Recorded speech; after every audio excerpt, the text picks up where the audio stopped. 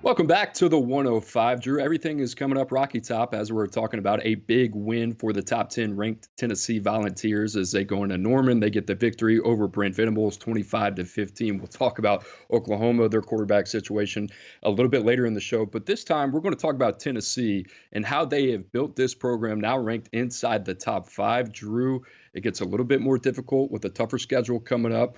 Some SEC teams, Alabama, Georgia, for the Volunteers. But Drew, I mean, Tennessee, I think you and I have been talking about this over the last couple of years. Everybody wants to talk about offense. They want to talk about the quarterback. They want to talk about the weapons on the outside. How about this defense, man? How good they have gotten year over year.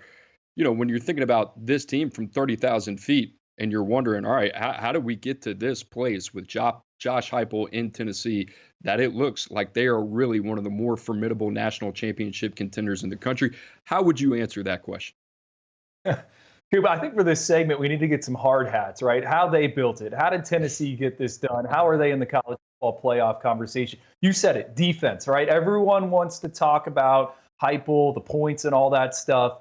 But this is a homegrown defense. They have built it through the high school ranks, Cooper. Of the 22 defenders that played 10 or more snaps or started against Oklahoma on Saturday, the Vols, 15 of them were signed from the high school ranks. One of them was a walk-on. Only 6 of them were transfers. I think that is so key in this era right now with everyone in the transfer portal trying to bring in veterans. Tennessee, the reason why they had so much success, the reason why they were able to limit that Oklahoma offense is because they got these guys in the house. They made excellent evaluations, and then they developed those players. And it really, Cooper, it goes to me to that 2022 recruiting class. They finished 17th in the country, right? So it wasn't a top 10 group, wasn't a top 15 group. But inside that class, you had James Pierce, Josh Josephs, Tyree West, and Christian Harrison. Those 4 guys combined for 15 pressures on Saturday. One of them's a safety, right? 3 of them are guys up front. Everyone wants these premium pass rushers. I mean, James Pierce, you put him on the open market. What kind of number is he going to command from another program? Same thing with Joshua Josephs, right? A guy they got out of Georgia. Tennessee recruited him out of the high school ranks, right? They went into SEC country there in Georgia. James Pierce comes from North Carolina. They get them committed. They give them reps early on in their career. 2-3 years on campus. Look at them now. They're ready to go. And that's going to be the case if they don't go to the NFL draft. I don't think Tennessee is going away. Just looking at that defensive two deep, a lot of parts to like.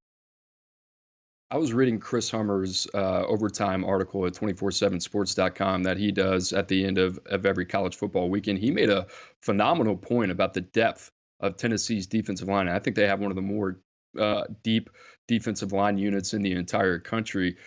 But they invested so much into that position unit because of how much that unit is on the field, along with the rest of the defense as well. You think about a high-scoring offense and how taxing that is for a defense like Tennessee's. It's good to have those bodies where you can go 10-plus deep on the defensive line and stay fresh. We saw that against Oklahoma. They got after Jackson Arnold. They got after Michael Hawkins as well. But, Drew, I'm going to talk about something we don't really talk about anymore, which I think is so important. And you got to give a lot of credit to Josh Heupel.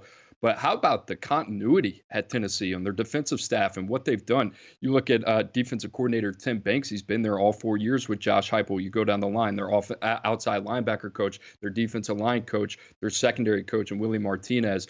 Josh Heupel has done a tremendous job building a program that's not only attractive for players via high school in the transfer portal, but how about for his coaches as well? They bring over William Inge, a linebacker coach from Washington, who was in the national championship the year prior with Kalen DeBoer.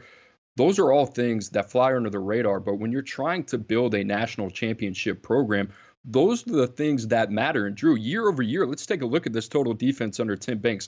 2021, it was 99th. In 2022, it was 90th. They make a big jump in 2023 to 32nd.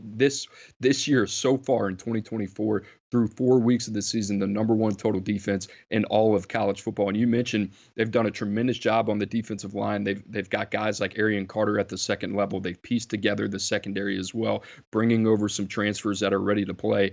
Drew, I love the way that they have built this roster. What is striking to me, the 2 teams that we have talked about roster building on this show have been Texas and Tennessee. The similarities from a defensive continuity standpoint between Pete Kwiatkowski and Tim Banks are striking. Offensively, they're striking as well. You have the franchise quarterback with both Quinn Ewers and Nico Iamaleava. They have a strong running game as well with a plethora of backs that they can throw at you.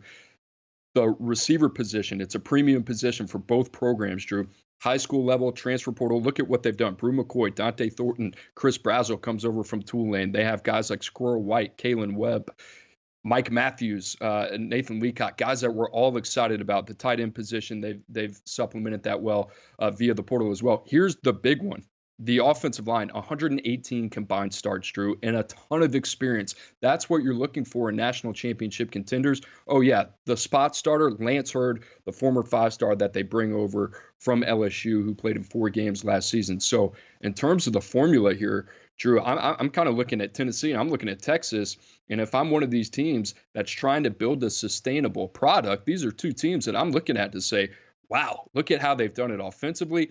And maybe defensively, we got to be a little bit more patient. I'm thinking about LSU over the weekend. Matt House, understandably, they go in a different direction. But how long is this going to take Blake Baker to get right there in Baton Rouge? I think Tim Banks has kind of shown you the formula here that it's going to take time. It's going to take continuity. It's going to take really good roster building as well.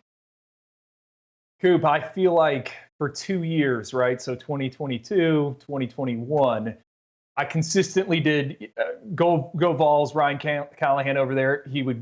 Tennessee would get a commitment, right? They'd reach out to me. They're like, "What do you think this means for Tennessee?" I would consistently say they are adding a piece that can be a 2-deep guy in the SEC. Is he going to be a stud? I don't know. He has some of the traits to potentially bake into that, but you are adding depth. And I think that is what is showing right now for Tennessee. You said it. They went through their lumps, 90th in total defense. Now they're sitting number 1 overall. Coop, the other thing that I think stands out when you kind of open up the hood and look at this Tennessee roster is the fact that they have 2 former walk-ons that are actually making an impact, right? Name of the show, 105. Walk-ons could be gone. You're going from 85 to 105. I think Tennessee is one of these programs that is equipped with the extra scholarships they have coming in to turn water into wine. Think about Deshaun Bishop, the running back. That's a local product that joined them, not on scholarship. You also have the safety, Will Brooks, who started against Oklahoma. That's a walk-on. To me, that shows alignment. That shows a plan inside your personnel department, right? When they host these summer camps, when they get all these recruits on campus, yes, there's a focus on the 5 stars, the big names out there, but they are treating every single spot that they get like it's extremely valuable, and it is paying off for them, getting guys in the program, building a culture, coaching them up, and turning them into key contributors. So I think that also stands out for Tennessee. The other thing I had written down, only 2 true freshmen. I think 2 or 3 true freshmen played. Tennessee signed a really, really good recruiting class this past cycle in 2024. One we liked a lot. Had a 5-star pass rusher in Jordan Ross. You also had Mike Matthews, one of the top wide receivers, probably would have been a 5-star if it was any other year and you didn't have guys like Jeremiah Smith and Ryan Williams out there. They got a lot of talent, and they're allowing these guys to learn. They're not forcing them onto the field. Boo Carter, another one out there. So Tennessee, they're not in a position where they're leaning on a bunch of inexperience early on in the season. The other thing I like, Drew, the on-field success has matched the off-field success with the uptick in recruiting. Every year, you look at Josh Heupel, 22 in his first year, 17th in his second, number 10 in his third year, 14 in his fourth year, a little bit of a step back. Right now in 2025, they rank number 7. Drew, the other thing that we haven't even talked about Faze and Brandon, right? You got Jake Merklinger there. You got George McIntyre committed in 2025. 2026, you got the number 1 signal caller in the entire country, number 1 player according to 24/7 Sports. They're set up for the long term, right? And it starts with that quarterback position, this offense that more than likely is going to be in the top 20 and scoring offense year after year. I mean, it's set up pretty good, right? I don't think Tennessee's going anywhere. If we just talked like Tennessee for, I think, 12 minutes here, and I think we said Nico's name once. I think that's a good thing if you're a Vols fan.